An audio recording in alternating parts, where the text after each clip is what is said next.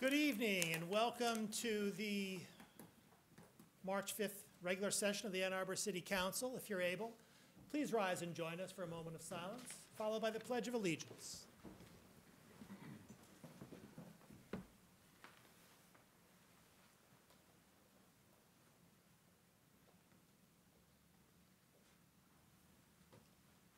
I pledge allegiance to the flag of the United States of America and to the republic for which it stands, one nation, under God, indivisible, with liberty and justice for all. The clerk, please call the roll of council. Councilmember Kalasapathy? Here. Councilmember Bannister? Here. Councilmember Westfall? Here. Councilmember Lum? Here. Councilmember Grant? Here. Councilmember Ackerman? Here. Mayor Taylor? Here. Councilmember Eaton? Here. Councilmember Crapel? Here. Councilmember Warpowski? Here. Councilmember Smith? We have a quorum. We have a motion, please, to approve the agenda, moved by Councilmember Ackerman, seconded by Councilmember Grant. Discussion of the agenda. All in favor? Aye. All opposed? The agenda is approved. Are there communications today from our city administrator? No, Mayor, we don't. Quite all right. We now come to, there are no introductions this evening. We now come to public comment reserve time. Public comment reserve time is an opportunity for members of the public to speak to council and the community about matters of municipal interest. To speak at public comment reserve time, one needs to have signed up in advance by contacting our city clerk. Speakers have 3 minutes in which to speak, so please pay close attention to the time clock. As a matter of courtesy, we may have only one person speaking at a time. And finally, if you require assistance in speaking before council, we'd be delighted to provide it to you. Our first speaker today is Blaine Coleman.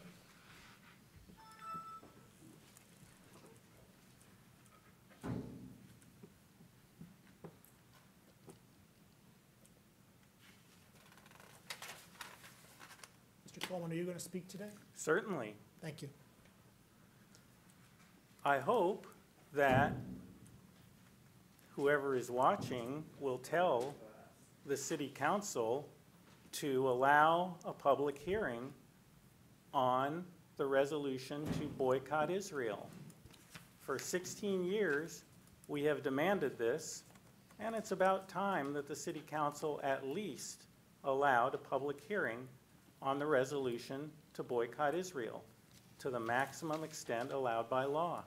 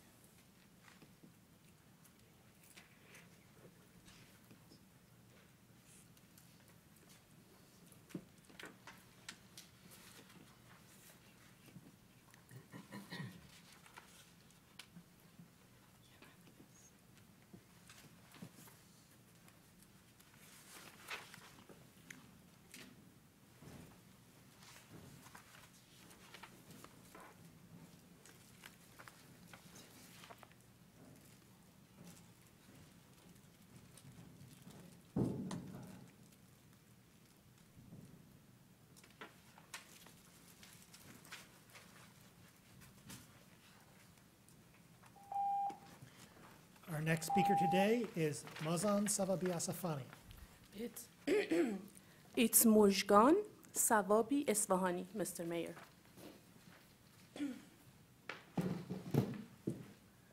I too am here to speak for a public hearing to discuss boycott of Israel in Ann Arbor. For the past 16 years, this city council has done everything in its power to prevent any public hearing on crimes of Israel. If the city council stood with human rights, if they stood with people of Palestine, many hundreds of children in Palestine would have had much better childhood. Instead, they are languishing in Israeli jails, they are being shot and killed, and they are watching their parents be tortured by Israelis. It is time that those of us who claim to be human rights activists or even remotely interested in human rights to do something about what we claim. This city council is guilty of standing with the racist Zionist state of Israel because they have done nothing as Israel continues to commit various crimes. For the past 16 years, we have come here and we have asked, at the very least, have a public forum in which this can be discussed. They have refused to do it.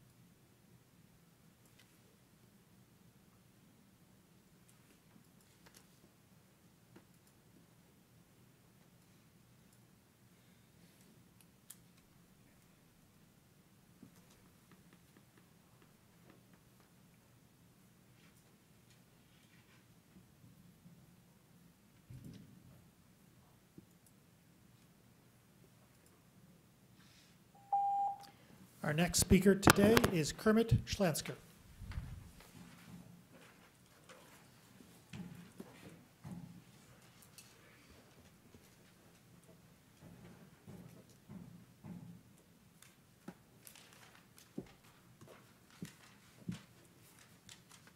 Every new building project built in Ann Arbor causes global warming and loss of energy resources. New houses are built with the knowledge that they take far more heating and transportation energy than apartments. Apartments are being built that have insufficient insulation and too many windows. Bedroom communities are being built that absolutely require the use of a car. Students must be bused to school. Everyone commutes to work with monstrous use of gasoline. Developers must be forced to build according to energy conservation needs. Every development should recycle its own sewage and should have a workplace, a general store, a school, and a combined heat and power plant. Buildings should possibly have flat roofs so that solar installations can be put on top of them. There should be cogeneration and heat pumping. There should be mixtures of solar voltaic cells for LED lighting and solar mirrors for heat and sewage processing. There should be plans for a global solar mirror heating system that makes power, stores heat in the earth, distills and pasteurizes sewage, distills ethanol, and uses solar mirrors. City codes should be changed so that factories, stores, apartments, or business workplaces can put into present residential areas. Building schools for little children will shorten travel distances and keep them safe. Walking to work will save the earth. Cities must find ways of financing these developments. In some cases, the developer can be influenced or coerced into financing projects that are new or are in part experimental. Ways must be found that enable all forms of local government and schools to participate in funding. Some ventures should be profit-making so that private investors would be encouraged to chip in and invest money both for altruistic and money-making reasons. It is time to declare a state of emergency and get many organizations and people to start working on hardware necessary to fight global warming that is costing the expenditure of billions in relief efforts. Pressure and efforts to support refugees alone may cost billions of dollars. City government is the best organization to get this going because it deals directly with the needs of people. I thank you. Thank you. Our next speaker today is Glenn Nelson.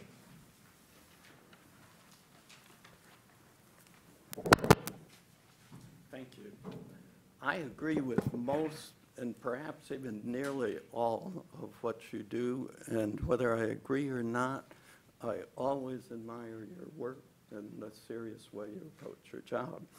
For example, I applaud your One Community initiative that is a joint effort to, quote, embed the notion of equity into every budget and policy decision. There is one area where I have a concern, and that is the use of the funds from the Washtenaw County Community Mental Health and Public Safety Preservation Millage. It's a concern. It's a yellow light. It's not a red light. No damage has been done yet. Public safety and mental health services are a crying need in our community, our state, and our nation.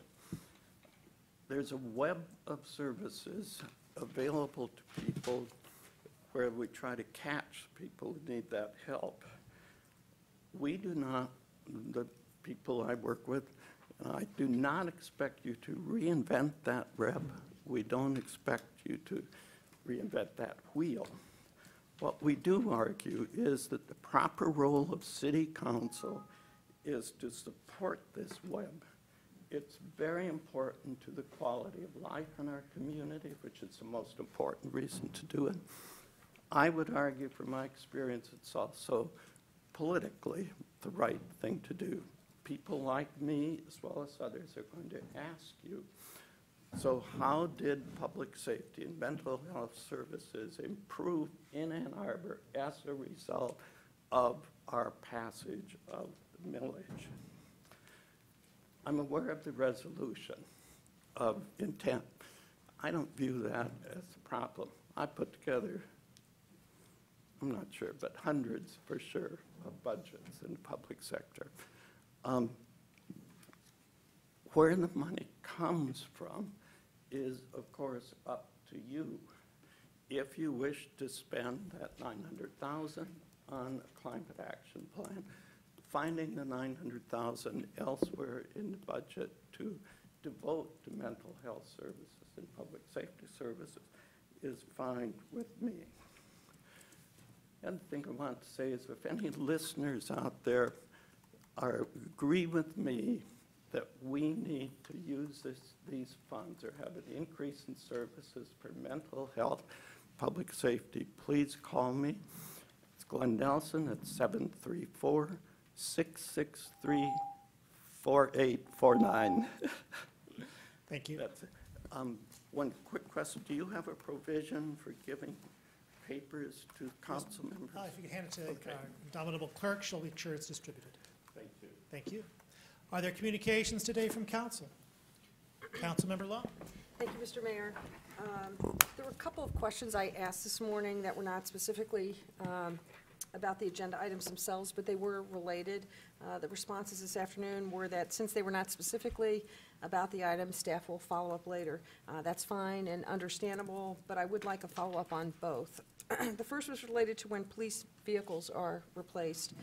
The Police Officers Union contract stipulates the mileage when vehicles are replaced, and that hasn't been changed in over 20 years, even though vehicles are much more durable now. I asked if that one provision could be renegotiated easily without completely reopening the contract. I just think that shouldn't be a big deal and could save the city some money, so I would like a follow-up on that. The second related to Toll Brothers and their developments on Nixon Road, specifically whether there was any language in the development documents regarding Toll Brothers sharing in infrastructure project costs related to their development. I'm thinking, of course, of the Nixon Corridor Improvements Project and possibly defraying some of the city's costs for that. Anyway, I would appreciate a follow-up on that as well. And then I would just like to note that, and we received this today, your report, Mr. Lazarus, you had a list of 2019 MDOT Highway Safety Improvement Program safety grant awards for federal funding. Congratulations on these. I noticed on the list there's one for the Fuller Road sidewalk to extend the sidewalk on the south side of Fuller across from Huron High, add Refuge Island and lighting. That's for a grant of $108,000. And I would appreciate a follow-up on this. I don't know what this entails specifically, if this is about moving the current crosswalk at the Gallup Park exit to Huron High School or not. If it is, in your follow-up, it would be helpful to know what our community, what our plans are for community and our public school outreach. Because as you know, when this was brought up previously, we heard from folks in the community who basically like the crosswalk where it is now, because that's for kids walking to Huron High School from the south side of Gallup Park. They cut through the park and they exit where the crosswalk is now. So I don't know what this is about. Also, if it is about actually moving that crosswalk, information about, there's only 3 city properties there. One is a DTE property, but it would obviously impact their properties. And also, when this was brought up before, to move that and to redirect the students there or anyone crossing, walking along the sidewalk to get to Huron High School, it was indicated that there would need to be a wall or barrier because basically people are right on top of the road there. There's not much of an easement there. So anyway, follow up on that with additional information would be helpful and appreciated. Thank you. Councilmember Ackerman. Thank you, Mr. Mayor. DTE is going to be a hot topic for the next couple years. As part of DTE's largest investment in the city of Ann Arbor, we'll be getting 2 new substations, 2.5 new substations, a lot of new transmission lines. The residential neighborhoods most directly impacted by these new transmission lines will be in Wards 4 and Wards 3, Lower Burns Park and Burns Park. I hope that neighbors impacted by this construction will join me and my colleagues on Thursday, March 22nd from 5 to 7 p.m. at the Senior Center. DTE will be out, their project managers, their construction managers, and their regional liaisons to discuss the project and any impacts to neighbors. So again, that's Thursday, March 22nd from 5 to 7 p.m. at the Senior Center in Burns Park. Thank you. Councilmember Smith. I just want to take the opportunity to update my colleagues and the public on a working session that the Environmental Commission held on February 22nd, the purpose of which was to get an update on the Solid Waste Fund balance, which we had been given many projections showing very dire circumstances. Going back through the audit, we have gotten a revised figure that fund is currently stable. But more importantly, I think we spent a lot of time at that work session talking about the upcoming 5-year solid waste plan And the fact that, and since we've all been very involved in the recycling situation, particularly with the condition of the MRF, this is all going to be examined in pretty great detail in the 5-year solid waste plan update. The selected consultant will prepare financial models about the best way to pay for these things, give us guidance on how to move forward with the MRF, with or without regional partners, and give us real direction about how to achieve the goals that we have set for ourselves, which is becoming more on a path to zero waste and doing so in a financially responsible manner. I know I've had a lot of questions from the community about where are we on this. The update from staff included information that we have yet another group going to give us an opinion about the condition of the MRF and what it'll take to make it operational again.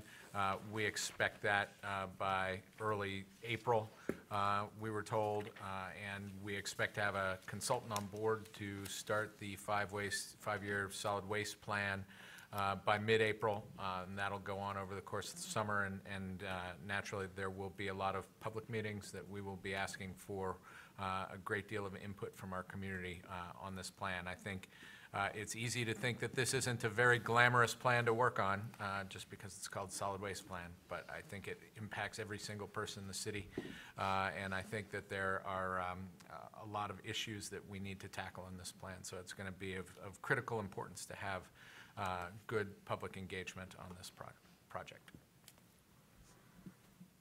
Councilmember Grand. Thank you. One, I would like to thank our mayor and superintendent for supporting our students in their advocacy on Saturday, and hope that many of you will join us in supporting our students on March 14th at 10 a.m. For the student walkout. I am personally trying to figure out how I can subdivide myself between two schools. Also, the Greenbelt Advisory Commission is looking for 2 new members for appointment starting in June. One is for a real estate professional, and the second is for a biologist. That biologist is defined fairly, loosely. So if your work is in some sort of science related to biology, and you're interested in land preservation, or your work is in real estate, please contact me at jgrand@a2gov.org. Happy to sit down and chat about it, or you can just submit an application through the boards and commissions process. Thanks. Further communication from council. I'd like to request confirmation of the following appointment that was presented to the council on February 20th, 2018, regular session to the Ann Arbor Housing Commission, Thierry Batalonga. May I have a motion, please? Moved by Councilmember Grand, seconded by Councilmember Lum. Discussion? All in favor? Aye. All opposed?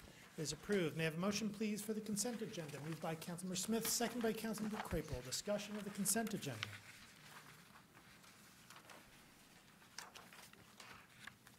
All in favor? Aye. All opposed? The consent agenda is approved with 11 council members present, all voting in the affirmative, thus satisfying the 8-vote requirement with respect to CA 8, CA 9, CA 15. We now come to 2 public hearings. Public hearings are opportunities for members of the public to speak to council and the community about specific items on the agenda. Your speech at a public hearing must relate to the specific item of the specific subject of the public hearing. Speakers will have 3 minutes in which to speak, so please pay close attention to the time clock. Speakers need not have signed up in advance. As a matter of courtesy, we may have only 1 person speaking at a time. And finally, if you require assistance in speaking before council, we'd be delighted to provide it to you. Public hearing number 1, an ordinance to amend section 961, 9682, and 968 of chapter 108, disorderly conduct of Title 9 of the Code of the City of Ann Arbor. Is there anyone who would like to speak at this public hearing?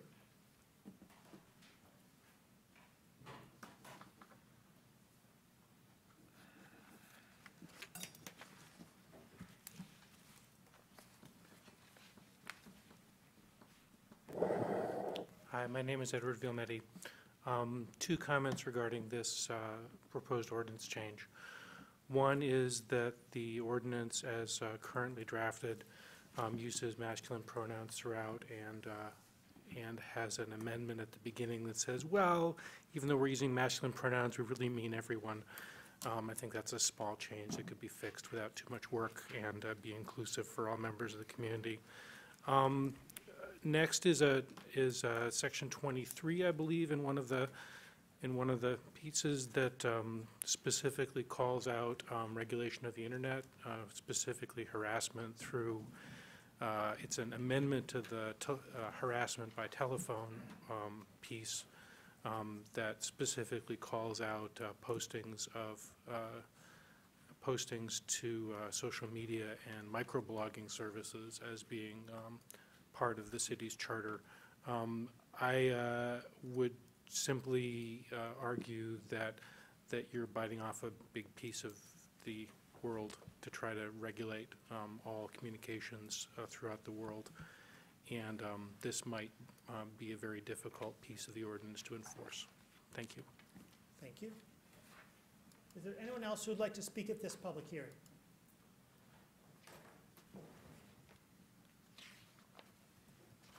Seeing no one, this public hearing is closed. Public hearing number 2, an ordinance to amend sections 1069, 1070, 1071, 1072, 1073, and 1075 of Chapter 126, Traffic, of Title 10 of the Code of the City of Ann Arbor. Is there anyone who would like to speak at this public hearing?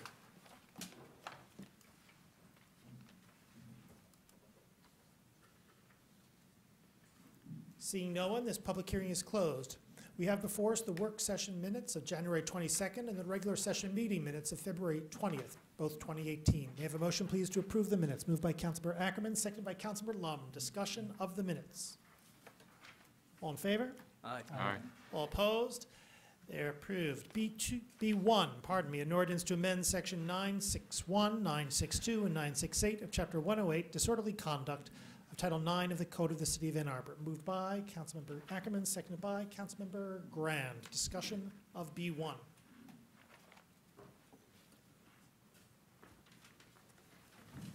Councilmember Warbachowski. Thank you, Mayor Taylor, and thank you to Mr. Vilmetti for bringing up the issue of the gender-inclusive pronouns. I've been trying to search through the documents to see where this comes up. I've been only able to find one point at which we have a gendered pronoun that is not paired with to be gender-inclusive. I'm wondering if there's if we can approve. A question for the city attorney: is this something that we could approve, but as a scrivener's correction, and have the pronouns to be updated to be gender inclusive? If you indicate that, I do believe that would be a scrivener's issue. So if you approve that with a correction, it could go in, and we could work on that. Yes. Thank you. And for the record, the only place that I'm seeing a non-inclusive use of gender pronouns is section 15. Knowingly permit a person in any place owned or controlled by him. So if we can amend, I'd move to amend that to him or her and ask that any other non-gender inclusive pronouns be corrected by the attorney's office as a scrivener's issue. Seconded by Councilmember Smith. I'm assuming that's friendly to the body. Thank you. Councilmember Warbachowski, you still have the floor. I'm done. Further discussion? Councilmember Bannister. I received an email late this afternoon about the very topic that Mr. Vilmetti was just referring to, and there was concern that Section 23 could too easily be used to limit speech due to broad interpretations of Section 23, and so I wanted to raise that as a concern. I don't know if that's a question for Mr. Postma or that Section 23 or how that works. I think any enforcement would be done within the confines of the Constitution. So, we would look at that concerning enforcement, yes. If you could forward me whatever you were looking at, that would be helpful.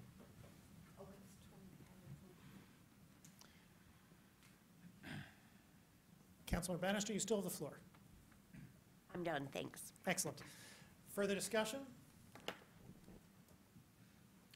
I will just say for my part that I'm delighted that this is moving forward. What the substance of this will do will be to improve the city's ability to defend its residents, defend people within its jurisdiction from harassment and domestic violence. I think this is obviously an important ability that we have, that we make sure that we are doing so in a manner that is both efficient and effective, and this ordinance includes changes that will bring that into effect. So I'm glad that this is happening. Further discussion? All in favor? Aye. All opposed? It's approved. B2, an ordinance to amend sections 1069, 1070, 1071, 1072, 1073, and 1075 of Chapter 126, Traffic, Title 10 of the Code of the City of Ann Arbor. Moved by Councilmember Smith, seconded by Councilmember Ackerman. Discussion, please, of B2.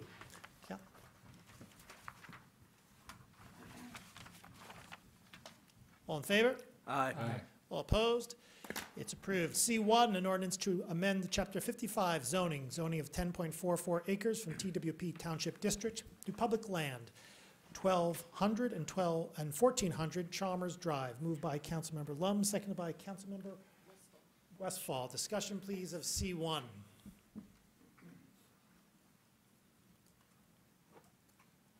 All in favor? Aye. All opposed? It is approved. DC1, resolution to approve Mohammed Al-Zem to the Human Rights Commission. Moved by Councilmember Ackerman, seconded by Councilmember Westfall. Discussion, please, of DC1. All in favor? Aye. All opposed? It's approved. It is approved with 11 council members present, all voting in the affirmative, thus satisfying the 7-vote requirement. DC2, resolution to accept conveyance of land for public park at North Oaks Condominium, Nixon Farms North, from Toll MI 6 Limited Partnership. Moved by Councilmember Kaliasapathy, seconded by Councilmember Bannister. Discussion, please, of DC2. Councilmember Grand. Just a quick thanks to City Attorney Chris Frost for his hard work on this and making sure that our public parks have the due diligence that they need to make sure that we're taking land that we can be good stewards of. Further discussion? Councilmember Lum. Thanks, Mr. Mayor. Just for the folks in the Nixon Road area who may be watching, I'd just like to mention what this is. As part of the Nixon Farms North development, the plan has been for the city to purchase 10.2 acres and for Toll Brothers to donate 5.9 acres to create 16 acres of public parkland. This resolution tonight is to accept conveyance of the 16 acres pending due diligence by the city. The 16 acres is connected to Foxfire South Park and will be maintained in its natural state by the city's natural area preservation staff. Clearly, there are challenges to the neighbors that have arisen from the large residential developments on Nixon, but this new natural area is a positive outcome, so thank you. Further discussion? Councilmember Westfall. Thank you. This is an exciting piece of the puzzle. I was just wondering if somebody could speak to the connectivity benefits with the other land that's being assembled, and my impression was that it kind of matches pretty nicely with land on the east side of Nixon.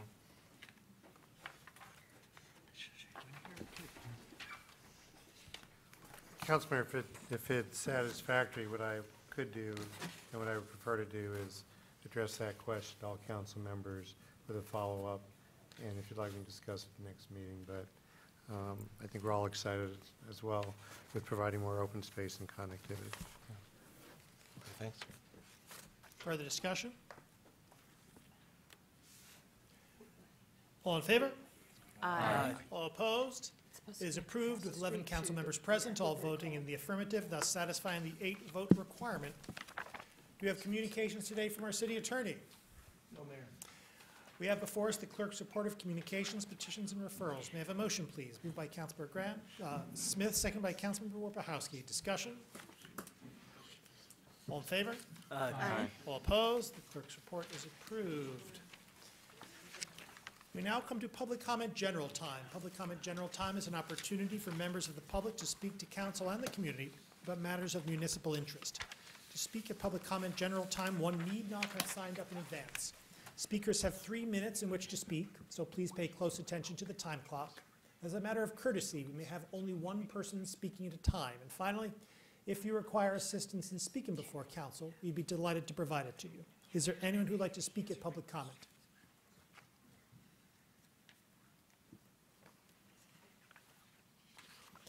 Seeing no one, public comment is closed. Are there communications from council?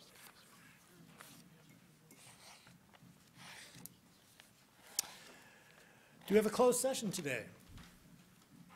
We do not. Good Lord. Would you like one? I don't think that's how the law works. Banter escapes me. May I have a motion to adjourn, please? Moved by Councilmember Lum, seconded by Councilmember Graham. Discussion. All in favor? All opposed? We are adjourned.